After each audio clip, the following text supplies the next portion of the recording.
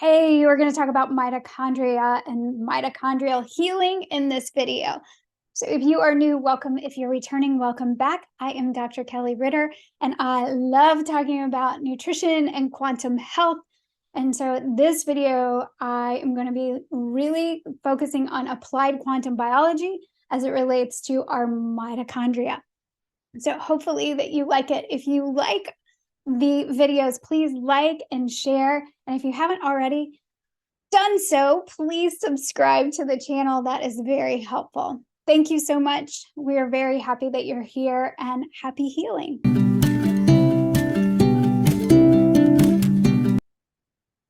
I had a direct message the other day that said, how do I heal my mitochondria? And I thought that was a really great question.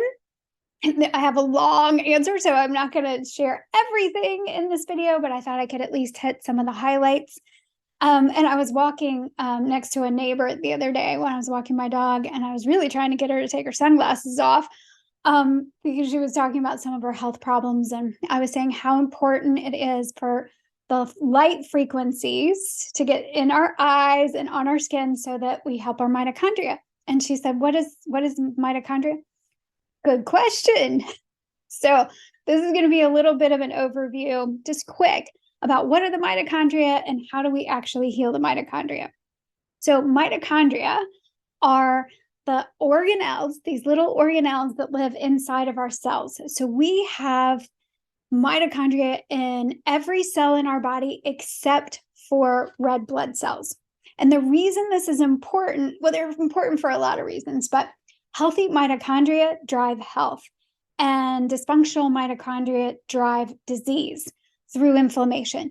So we know that all of the modern chronic illnesses are related to inflammation.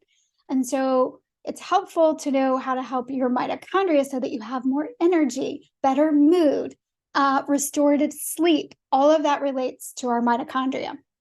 So if you're after optimal health, there are some things that you've got to fix your light environment. You know, I've got videos about that and your circadian biology, but you also support your circadian rhythms.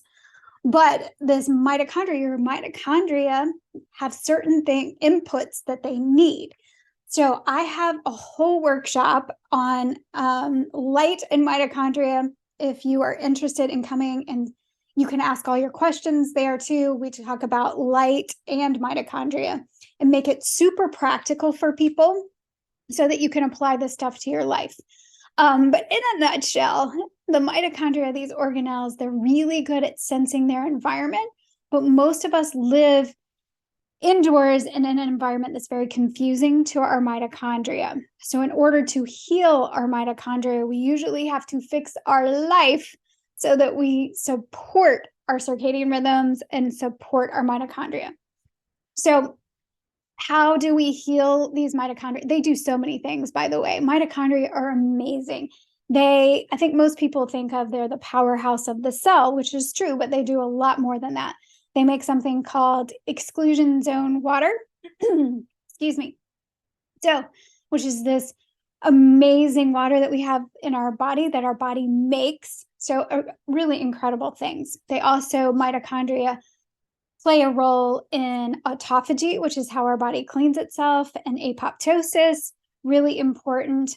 Also in making pregnenolone, which is our master sex hormone, makes all of our other sex hormones. Lots of important things that the mitochondria do. Okay, so how do I make sure that I'm healing my mitochondria? Well, mitochondria really need three things. I used to say food, but now I say electrons. So our mitochondria need electrons, oxygen, and sunlight. So if you want to heal your mitochondria, you want to make sure that you have the inputs. There's a lot more to making sure you fix your light environment and your circadian rhythms and all of these things to fix dysfunctional mitochondria, are like these little organelles. And so they kind of look like this in the cells. And we have hundreds, thousands, up to 1 million can be in per cell. So they're really important for making our energy. Oh, I forgot. That's the fifth step. Sorry, they make this exclusion zone water as the fourth, is kind of that that electron transport chain. And then it's the last step, step 5, they make our energy, ATP. So that's why they're also super important for how we feel and our energy. So they need oxygen, they need electrons, and they need sunlight. And you want to make sure that you're getting the right kind of light so that you are giving your cells, you're giving your mitochondria the right kind of information. The frequencies of light go in through our eyes. They hit the suprachiasmatic nucleus in our brain, which is part of the hypothalamus. And that is our master clock that tells our body what time of day. It helps us orient to the time of day and the season that we're in, so our body knows when to make what. So that's why the light is really important. And we say sunlight because we need natural light. So it doesn't actually have to be a sunny, beautiful day for us to get the light frequencies. It's just daylight hours. So getting outside more frequently is very helpful for healing our mitochondria. No sunglasses, like taking off our sunglasses. You don't stare into the sun. I have other videos about how to appropriately do that. You can check those out so that you're working slowly to get yourself exposed to that natural light. But you want to get out there as much as possible. That will help heal your mitochondria. Also, healing the mitochondria requires that we do what we can do to gather electrons. So the mitochondria are an electron transport chain. So they need electrons. But a body that's really healthy not only gets electrons where they need to go, but also protons.